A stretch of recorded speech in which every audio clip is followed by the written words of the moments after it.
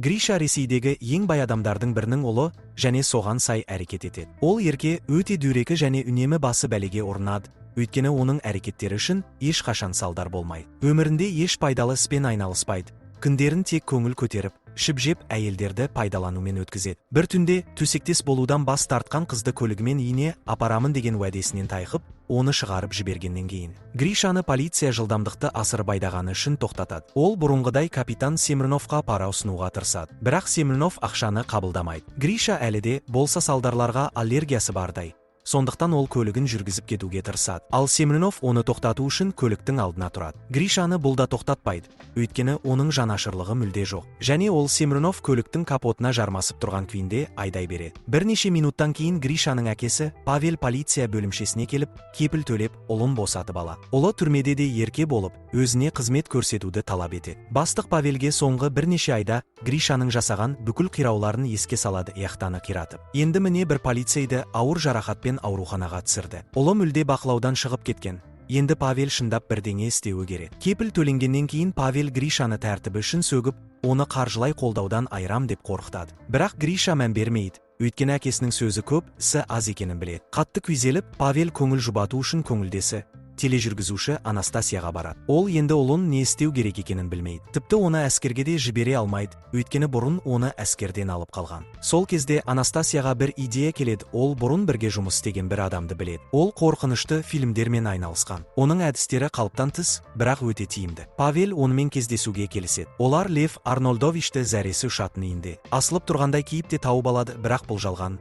Ол көз алдауда шебер. Лев Павелге темекі шегуді доғаруға көмектескен әдісін көрсетеді. Ол клиентке саусағын кесіп тастағандай көрсеткен. Павел шошып кетіп кеткісі келеді. Бірақ Анастасия оны Левтің жоспарын тыңдауға көндіреді. Көп күннен кейін Гриша түнгі клубтан шыққанда көлігін сүйреп бара жатқанын көріп, соңынан жүгіре жөнеледі. Кенет біреу оны атып, ол есінен танып қалады. Бірнеше сағаттан кейін Гриша өзін ат қорада бейтаныс киіммен оянады. Атшы артым оған аттарды ерттемесең, мырза ашуланады дейді. Гриша не болып жатқанын түсінбейді.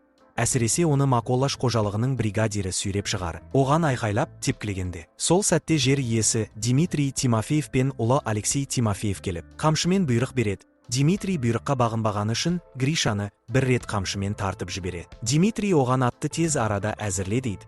Әйтпесе одан да жаман жаза күтеді. Артым оны кері атқораға алып келгенде, Гриша терезеден секіріп қашып кетеді. Ол өзін 1860 жылдардағы Ресейдегі крепостнойлық құқық жойылмаған ауылда жүргендей сезінеді. Ауыл ішінде адамдардан көмек сұрап, телефон немесе полиция іздейді. Бірақ ешкім оның не айтып тұрғанын түсінбейді. Ақыры ол үй шекарасына дейін жетіп, абайсызда көлге құлап кетеді. Қайтадан ауылға құрғақ киім іздеп келгенде, оны ұстап алып, қашқаны үшін дарға асқалы жатыр. Бақытына орай, Дмитрийдің қызы Ағлая келіп, әкесінен тұтқындарға аяушылық танытуды сұрайды. Ол адам өлтіруден шаршағанын айтады. Бұл оның туған күні болғандықтан, Дмитрий келседі. Гриша тірі қалады. Олардың үстінен бір құс ұшып өтіп, бәрін бақылап, қаланың шетінде тұрған ғимаратқа ұшып барады. Бірақ бұл шын мәнінде құс емес.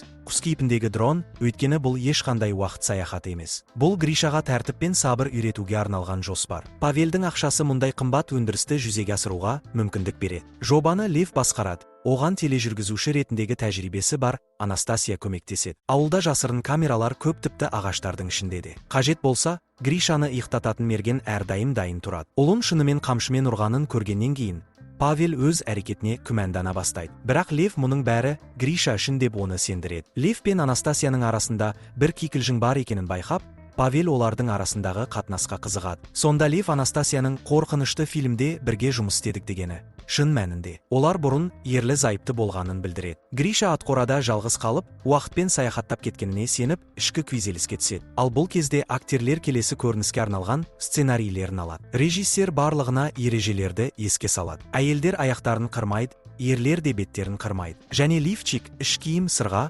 сақина сияқты заманауи заттарға тыйым салынған. Алексей сценарийін алып, жылқыларға жауапты, актер емес, қызы Лизамен амандасып, Гришамен жұп болуға келісім берген Ағлаяны келемеждейді. Сценарий бойынша ол Гришаның ғашығына айналады, яғни онымен төсекке жатуы тиіс. Бұл Алексейді актерлік пен арсыздықтың шекарасы қайда деген ойға жетелейді. Гриша ауылда ауыр өмір сүреді. Таң атпай тұруы керек, ет орнына шыбынмен қайнаған сорпа ішеді. Өзінен қорқатын аттармен жұмыс істейді. Орманды дәретхана ретінде пайдаланады. Іш киімсіз шалбар киеді.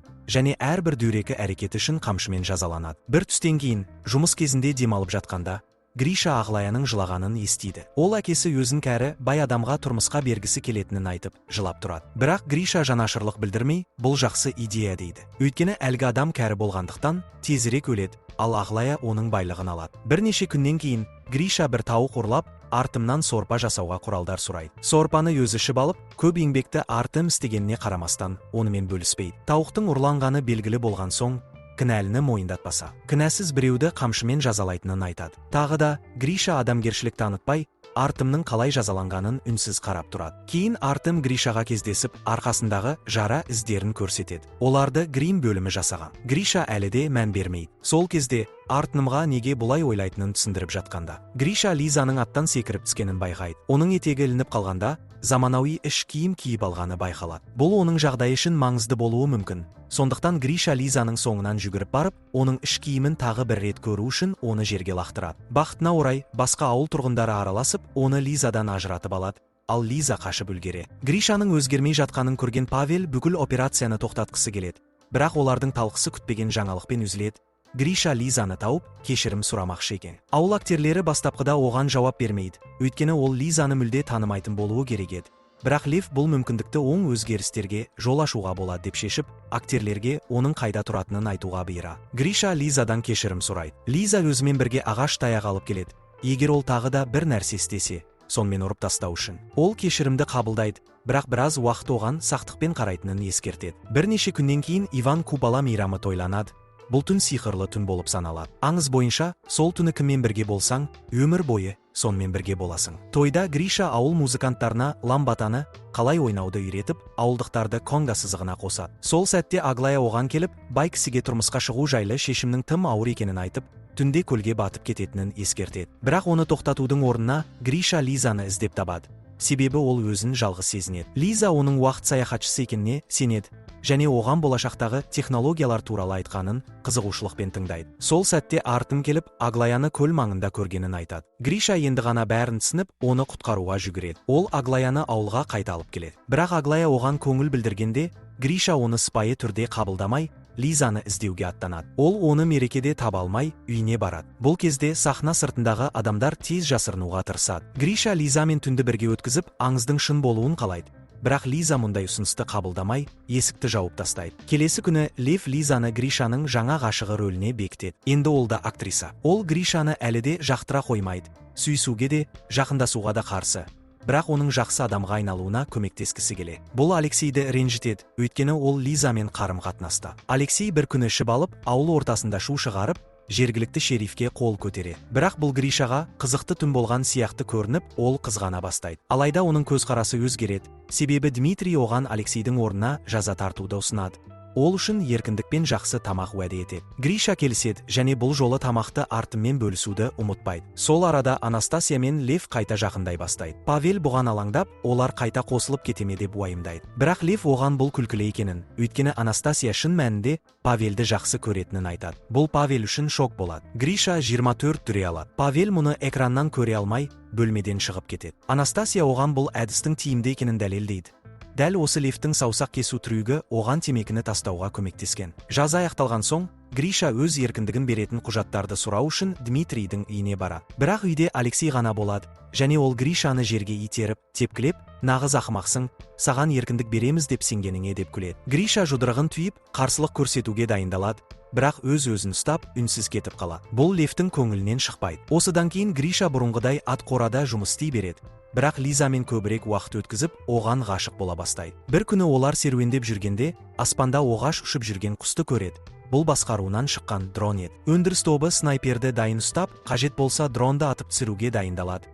Бірақ техникалық топ дронды бақылауға алып үлгереді. Лиза бұл құсты бала кезінен көріп жүргенін айтып, оның күзетші періштесі екенін сеніммен жеткізеді. Сол арада Алексей мен Аглая болған жағдайға ренжулі. Аглая өзінің орнына Лизаның келгеніне наразы, ал Алексей өзінің сүйіктісінің басқа жігітпен уақыт өткізіп жүргеніне шыдай алмайды. Екеуі ашуланып, арбаның ішінде жақындасып кетеді. Гриша мен Лиза оларды кездейсоқ көріп қалады. Лиза опасыздықты көріп, қатты ренжиді. Ал Гриша екі туысқанның сондай әрекетте болғанын ойлап шошып кетеді. Бұл оқиға нәтижесінде Лев екеуін де жобадан шығарып жібереді. Лизаның көңіл күйі бұзылып жүрген соң, Гриша оны қуантпақ болып, ат қораны шамдармен безендіріп, арнайы кешкі ас ұйымдастыра. Олар бір шанышқымен тамақтанып, содан кейін жұлдыздарға қарап отырады. Гриша егер еркін болса, Лизамен үйленетінін мойындайды. Алексеймен болған оқиғаны еске алып, оған қол көтергісі келгенін, бірақ өзін көріп тұрғандай болған соң, ештеңе істемегенін айтады. Лиза оның өзгеріп, есейгенін көріп, оған сүйсіп жауап береді. Осы сәтте шын өмірде Аглая танымал ток-шоуға қатысып,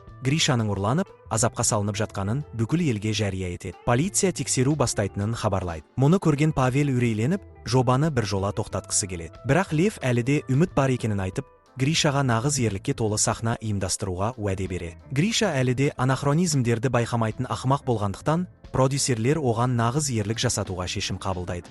Ауылға моңғол шапқыншылығы басталады. Бұл Гриша үшін батырлық мүмкіндігі. Гриша Лизамен бірге уақыт өткізіп жүргенде, Лиза егер олар бөлініп қалса, бәрі шын болғанын, оның білгенін қалайтынын айтады. Сол кезде артым келіп, ауылға шабуыл жасалғанын хабарлайды. Гриша оқиғаны шын деп қабылдап, Лизаны қауіпсіз жолмен алып кетпек болады. Бірақ Лев микрофон арқылы артынымға моңғолдар ауылды өртейді, егер барлық жұмысшылар жиналмаса деген жалған ақпарат бере. Осылайша олар ауылға қайта оралады. Ауылда моңғолдарға үлкен тамақ ұсынылады. Бірақ олардың көсемі бір әйелді талап етеді. Ол көпшілік арасынан бір қызды таңдайды. Қыздың әкесі оны қорғауға ұмтылады. Моңғолдар батырлықты бағалайтындықтан, оған қыз үшін жауынгермен жекпе-жекке шығуға рұқсат береді. Әкесі жеңіліп, басы шабылады, бірақ ол қанымен қызының бостандығын сатып алады. Содан кейін моңғол көсемі Лизаны таңдайды. Лиза қанша айғайлап көмек сұраса да, Гриша қорқып қашып кетеді. Бұл көріністі көрген Павел жобаны бір жола тоқтатпақ болады, әсіресе полиция жақындап қалғандықтан. Бірақ Лев әлі де сенеді.